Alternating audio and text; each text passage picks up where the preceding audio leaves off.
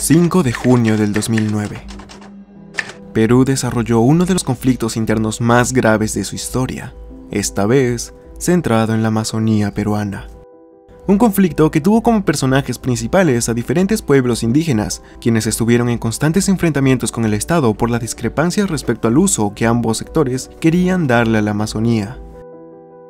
Y es que para el sector indígena, la Amazonía era su entorno de vida, quien proveía los recursos que usaban para subsistir y guardaban cierto misticismo con la misma. Pero el Estado peruano, en ese entonces gobernado por Alan García, con ansias de conseguir que el país progresara, decidió irrumpir en la Amazonía a cualquier costo. El resultado: 150 heridos y 33 muertos. ¿Pero qué pasó antes de llegar a esto? Por aquellos años en el Perú, se aprobó una ley que favorecía a los empresarios madereros y aceiteros para explotar más de 40 millones de hectáreas de selva peruana, un 72% de la Amazonía. Y estos empresarios no respondían la duda de si estos cubrirían los gastos de ocasionarse algún daño climático. Además, los mismos fueron considerados violaciones a los derechos de territorialidad indígena, pues esta destrucción de gran área verde significaba el desalojo de varios indígenas, además de quitarle el acceso a su fuente de recursos primaria. Incluso, este acuerdo era una clara violación al Convenio 169 con la Organización Internacional del Trabajo, pues no habían consultado ni comunicado a los pueblos indígenas para tomar dicha decisión, razón por la que, en menos de 6 meses, se presentaron 99 decretos legislativos que fueron afectando directamente a los pueblos indígenas de la región amazónica. Estos decretos incluían el peligro de que los títulos de propiedad de los indígenas quedaran sin efecto, la venta de terrenos comunales de la comunidad nativa, la derogación de tierras, la privatización del agua, la promoción de la propiedad individual, la privatización de los bosques y muchos otros más.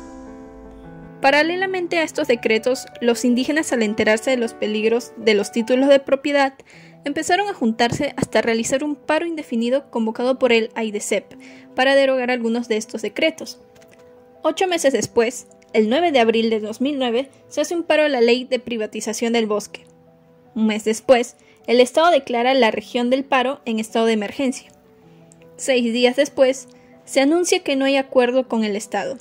Y menos de un mes después, el 5 de junio del 2009, Alan García da la orden para desbloquear la carretera Belaúnde-Terry en la zona conocida como la Curva del Diablo, donde al amanecer, los policías se arremetieron contra los indígenas, dejando 33 muertos en total, ambos bandos afectados. Descrito el contexto, surge la duda. ¿Por qué el Estado aprobó, en primer lugar, ese terrible acuerdo con empresas transnacionales para explotar millones de hectáreas? Pues para nadie es un secreto que Alan García veía la entrada de extranjeros al país como una buena forma de comenzar su desarrollo, sin importarle a los indígenas, a quienes de hecho calificaba como ajenos al progreso. Por ello, al desatarse el conflicto de Bagua, la prensa peruana, en especial la limeña tradicional, adquirió un importante papel para la cobertura mediática, pero a su vez actualizó las creencias formadas hacia los indígenas por sus noticias, por lo que su rol fue más importante del que se creía. En la medida de que importa conocer cómo se actualizaron los imaginarios hacia los indígenas amazónicos, el fin de este documental tratará de analizar la cobertura del baguazo y cómo ésta influyó en la construcción del sujeto indígena amazónico, especialmente en la prensa limeña tradicional. Entonces, la pregunta sería: ¿cuál fue el impacto del rol de la prensa limeña tradicional durante el baguazo sobre el conflicto en sí y la imagen del indígena amazónico? Y como todo trabajo de investigación, se parte de una hipótesis, que en la cobertura del baguazo por parte de la prensa limeña tradicional se difundió su representación del indígena y del conflicto en sí, pronto contrastado con el que los indígenas mismos y las organizaciones amazónicas difundieron y defendieron. Así, la prensa limeña tradicional visibilizó a la Amazonía, pero con el propósito de defender el modelo económico impulsado por el Estado en favor del gran empresariado. En cambio, el baguazo, con todo lo que implicó, marcó el inicio de un nuevo enfoque en los estudios amazónicos dirigidos a los habitantes lejos de la otredad del Estado y los grupos del poder económico.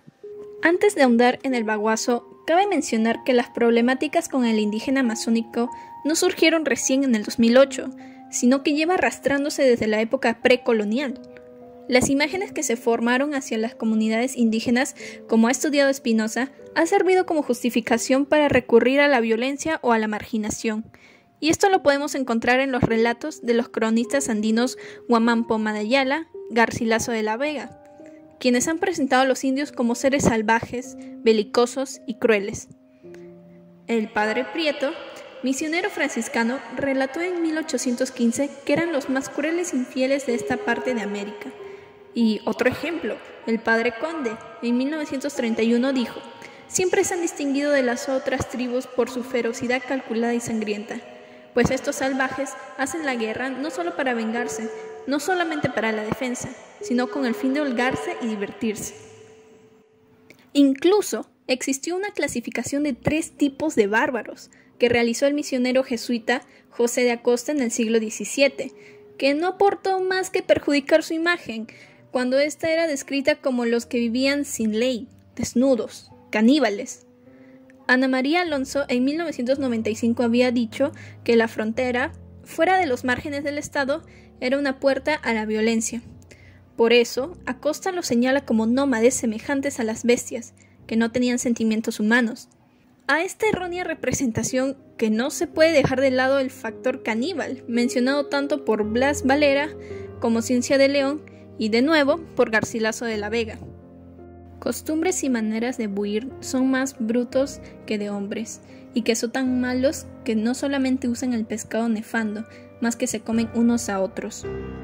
Verdaderamente no se ha podido comprobar ese tal canibalismo, y de hecho esas ideas disminuyeron hacia fines del siglo XIX, aunque claro, Julio César Arana no podía creerlo, porque si no, ¿cómo iba a justificar el trabajo forzoso y la serie de abusos? Lo que se iba a intensificar en el siglo XIX sería el pensamiento de que es su misión de civilizar y educar a los indígenas amazónicos, porque supuestamente son ignorantes que no saben aprovechar sus tierras. Esta relación entre ser indígena y ser pobre fue y es muy fuerte en el Estado. Asimismo, es igual de fuerte en los medios de comunicación y entre la propia ciudadanía. Esto trae a colación la idea de que los indígenas se oponen al progreso y a la modernización, pero como afirma Antosh Kingman Mamaik, no hemos vivido palabra desarrollo, nosotros hemos vivido el buen vivir. El buen vivir tiene lo que dice: el bosque tenemos, el agua tenemos, aire puro, limpio y animales, lleno de animales. Entonces recursos madereros, todo completo, mujer y niños. Pero ahora lo que dicen desarrollo para mí es talar. Nosotros no hemos vivido con la plata, sino con lo que estoy mencionando, con recursos humanos. Con esto hemos vivido. Aunque aquí vivamos calato pero gordo, sin enfermedad y sin contaminación. En los primeros años del nuevo milenio, especialistas y organismos internacionales como el PNUD han expandido los criterios para señalar lo que significa desarrollo desde la experiencia de los pueblos indígenas. Para ello resaltan sus dificultades divididas en 3 ejes: la carencia, la vulnerabilidad y la falta de capacidad de gestión o la impotencia. La vulnerabilidad se refiere a la dificultad que los pobres tienen para mantenerse o defenderse ante los cambios naturales, sociales o económicos, y la capacidad de gestión se refiere a su capacidad de influir o modificar las decisiones que les afectan a ellos y a su territorio. Para muchos peruanos, las tierras constituyen una utilidad con la que se puede generar recursos económicos.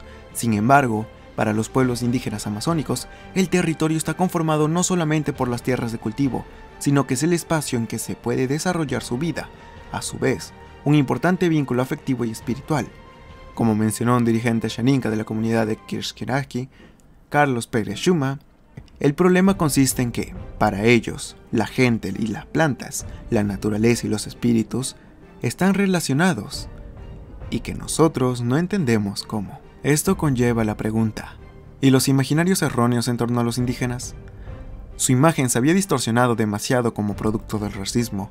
Cada que una persona hablaba de ellos, estos conceptos salían a relucir, por lo que para el Pahuaso, los imaginarios construidos en torno a ellos salieron a relucir, contrastando al mismo tiempo con la realidad de los mitos. Pero sobre todo, es interesante conocer cómo la prensa los representó. Ahora, volviendo a la parte central de este video, después de conocer el origen del imaginario indígena, se tocará el tema de fondo: la cobertura mediática del conflicto. Para el caso en cuestión, el análisis se centrará en la prensa limeña tradicional, el comercio, el peruano, etc., la mayor difusora a nivel nacional de las representaciones sobre el indígena amazónico en aquel momento, lo que implica mayormente prensa escrita. Y si hablamos de esta, queda en evidencia su posición frente al Pahuaso. Arunátegui, en un trabajo sobre la prensa peruana, resalta 4 estrategias lingüísticas, de las cuales se mencionarán 2, enfatizando lo positivo del nosotros, que sería todo el Perú excepto la selva, y lo negativo del otro, en este caso el indígena amazónico. Porque, en efecto, la prensa tradicional limeña construyó una imagen del indígena amazónico como un otro, una reproducción de ideas racistas tal y como ha ocurrido y se ha demostrado a lo largo del tiempo. Para empezar, hay que observar estos 3 fragmentos de noticias. Es notorio a quienes se menciona, qué dicen, qué connotación tienen las acciones asociadas. Se menciona autoridades del gobierno central, quienes con palabras como seguir dialogando o en un tono más conciliador, son representados de manera positiva y se usan verbos que le otorgan una, entre comillas, total veracidad a sus palabras. Pero sobre todo, ¿hay algún discurso de los indígenas amazónicos citados? Efectivamente no, solo se utilizan las fuentes discursivas del gobierno. Esta estrategia es la primera utilizada para enfatizar lo positivo en nosotros, la estrategia intertextual. En la misma línea se observa otro ejemplo que evidencia una segunda estrategia: predicación, agencia y selección léxica. Porque, en efecto, se predican acciones positivas de autoridades mencionadas directamente y por tanto con agencia, y en el que los verbos escogidos connotan lo positivo de las acciones. Por otra parte, Arunátegui encuentra 4 estrategias para enfatizar lo negativo del otro.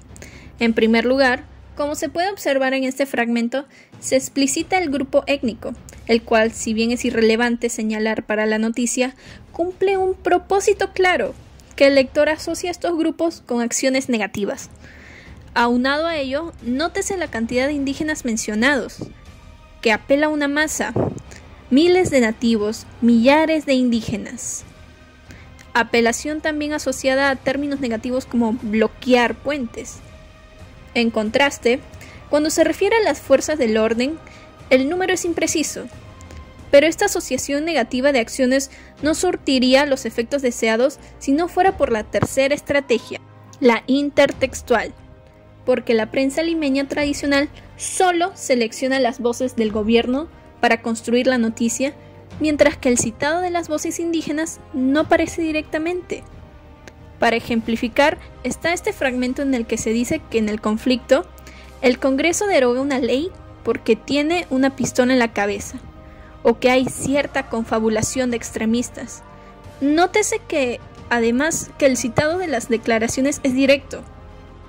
En contraste con ello, en este fragmento, las declaraciones de los indígenas siempre son citadas indirectamente, ya sea por parafraseo de autoridades o de la misma prensa bajo sus, entre comillas, palabras. Pareciera entonces que este hablar por el otro ocurre bajo el presupuesto de una idea paternalista, la idea de que el otro no puede hacerse cargo de sus intereses y que debe ser guiado por quienes por naturaleza son los conductores. En este caso, el gobierno y la prensa limeña tradicional. Para finalizar, esta asociación de indígenas con acciones negativas también se vale de la predicación, la agencia y la selección léxica. Y es que la prensa limeña tradicional presenta al indígena de 2 formas, como un entre comillas bravo y revoltoso, con agencia directa que amenaza y radicaliza sus medidas de fuerza, o como sujetos pasivos que los manipulan, asusan por medio de supuestos humanistas, los seguidores en aquel tiempo del expresidente Ollanta Humala y algunas ONGs ambientalistas. Nuevamente sale a relucir la imagen paternalista que el nosotros asume con el otro. Una muestra para la autora del racismo de la prensa limeña tradicional para con los amazónicos. Y en cuanto respecta a la prensa de radio, realmente no hubo muchas diferencias. El discurso de indígena amazónico salvaje se mantuvo, solamente que ahora reproducido del 2008 al 2009. Analizados estos discursos de la prensa limeña tradicional, es válido preguntarse, ¿por qué representar el conflicto de esa forma? ¿Por qué nuevamente se apela al otro salvaje amazónico en oposición directa al nosotros civilizado? Y es aquí donde se teje la relación entre el Estado y los medios de comunicación. Tal y como Arunátegui señala, todo discurso periodístico, parafraseando, es ante todo una práctica social con el poder de construir representaciones de la realidad e influir en la audiencia que lo consume. y en ese sentido, los periódicos analizados como El Comercio y El Peruano resultan resaltantes, puesto que resultan ser afiliados con el poder político. Tal como la autora lo señala, El Comercio, uno de los diarios más antiguos del país, es un periódico afín a la élite empresarial del país, en tanto la familia dueña del diario lo es. Son la familia Miró Quesada. Por ello, nos sorprende que sus publicaciones promovieran la misma visión de desarrollo para el país que Alan García manifestó en aquellos años. Por su parte, El Peruano, si bien se supone que actúa como la, entre comillas, voz del Estado peruano, de facto es la voz del gobierno de turno, lo que explica su alienación junto al Comercio. Y precisamente esta semejanza de discursos pro-empresa nacen del discurso pro-empresa del Estado, el cual, como señala Durán, está capturado, entre comillas, por el gran poder extractivista, entendiendo estar capturado como la concentración del poder político y del poder intelectual y decisorio de los economistas del libre mercado, quienes practicaban un fuerte intervencionismo jurídico al mismo tiempo que evitaban un intervencionismo regulatorio. En palabras del autor, son estos grupos localizados en Lima los que tienen mayor influencia personal sobre los gobiernos, mayor peso en los grandes gremios empresariales. Explicado esto, no sorprende la relación con el comercio, al que Durán señala como un poder fáctico, dada su influencia sobre la opinión pública y la presión que ejerce sobre los poderes del Estado al marcar la agenda política del país. Respecto a lo que mostraba la prensa, es posible afirmar que había grandes diferencias respecto a la problemática que planteaban ellos con la de los indígenas. Por un lado, era falsa la creencia de incomunicación total. Por ejemplo, el pueblo shipibo ya manejaba la radio y se enteraban mediante esta lo que sucedía en su región, en el país y en el resto del mundo. Además de que afianzó su sentido de comunidad e identidad étnica, razón por la cual se entiende su indignación con los decretos. Aunque para 1993 muchas radios desaparecieron debido a la competencia creciente ocasionado por el uso del satélite para transmitir programas limeños a nivel nacional, muchas radios locales lograron sobrevivir y siguen funcionando para mantener unida la comunidad shipiba. Aún así, ejemplos de la censura a la prensa no hegemónica durante el Baguazo hay varios. Uno es el cierre de la radio La Voz de Bagua, acusados de apologistas de la violencia. Otro fue el proceso penal que sufrió un periodista y director de Radio Televisión Oriente, Giovanni Acate Coronel, supuestamente por haber asusado a los indígenas. Como se mencionó al principio, se solía asociar a los indígenas amazónicos ignorantes, pero como se ha visto, esto ha perdurado y siguiendo con lo que dice Espinosa, se ha expresado principalmente de tres maneras diferentes en los medios de comunicación. La primera, la supuestamente más objetiva, señalar como causa del conflicto la falta de educación por parte de los indígenas o, en otras palabras, que eran incapaces de conocer los decretos que estaban pidiendo ser derogados. El segundo toma una postura más negativa y se refiere a que, como los indígenas son ignorantes, terminan siendo manipulados por gente que sí sabe y que tiene malas intenciones. Una representación bastante difundida por la prensa limeña hegemónica. Y la tercera presenta al indígena como alguien terco, que quiere quedarse en la ignorancia y que esto mismo lo hace actuar con violencia o ser criminales. Actualmente, miles de personas siguen creyendo que la única vía es tratar a los indígenas con represión, violencia o asesinándolos. El periodista Aldo Mariátegui, por ejemplo, el 11 de junio, después del Baguazo, siguió pidiendo el uso de la violencia. Dijo, si quieren hacer un paro, pues que lo hagan como es su derecho, pero el ejército y la policía deben reprimir implacablemente sin ningún miramiento. Pero como indicó Santiago Manuín, líder aguajún en agosto de 2009, la justicia para el indígena no existe. En los últimos años, los indígenas amazónicos reclaman también el ser tratados con respeto y con justicia. Parte de los conflictos que se han desatado entre los indígenas y el Estado peruano se deben a actitudes autoritarias y de soberbia de parte de muchos funcionarios del Estado. Es por estas actitudes y afirmaciones que hoy en día las organizaciones indígenas aguajún, como la Organización para el Desarrollo de Comunidades Fronterizas del CENEPA, han interpuesto una denuncia internacional ante las Naciones Unidas contra el Estado peruano por racismo y discriminación. Estas voces parecen ser escuchadas cuando por primera vez, en 2011, llega al Parlamento del Perú Eduardo Nayab, un representante del pueblo aguajún. Respecto al legado de Bagua, este último en una entrevista resaltó el simbolismo de Nayab como congresista. Usted en el Congreso es uno de 130 representantes. Antes no había ninguno. En consecuencia, nuestra presencia es una victoria. ¿El baguazo marcó un antes y un después en la historia de los indígenas amazónicos? Significa dos cosas. Por un lado, nos trae recuerdos de llanto, de dolor y de maltrato del gobierno, que no quiso discutir con nosotros en una mesa de diálogo. Prefirió el balazo. Pero también tiene un significado positivo, porque debido al baguazo ahora estamos en la agenda nacional. Todos nos toman en cuenta porque ahora saben quiénes somos. Somos los que hicimos historia con el baguazo. Sin embargo, los derechos de los pueblos indígenas peruanos aún no son protegidos ni garantizados por el Estado. Es más, se continúan aprobando normas que desconocen su derecho a ser consultados y les despojan de sus territorios. Para el caso del derecho a la justicia, de los 3 procesos en el baguazo, solo uno, el denominado Curva del Diablo, alcanzó una sentencia en primera instancia, absolviendo a todos los indígenas procesados. Tampoco, pese a que han pasado ya 11 años, se ha procesado ni sentenciado a ningún personaje político responsable como Mercedes Arauz, Yaú de Simón, ni Mercedes Cabanillas, por no hablar de Alan García, que ya no está en ese mundo. Para la Coordinadora Nacional de Derechos Humanos, el Estado debe empezar a garantizar los derechos colectivos de los pueblos indígenas reconocidos en el ordenamiento constitucional. De igual manera, se sigue exigiendo el derecho a la consulta previa, especialmente en proyectos y empresas extractivas, el derecho al territorio y el derecho a la identidad cultural.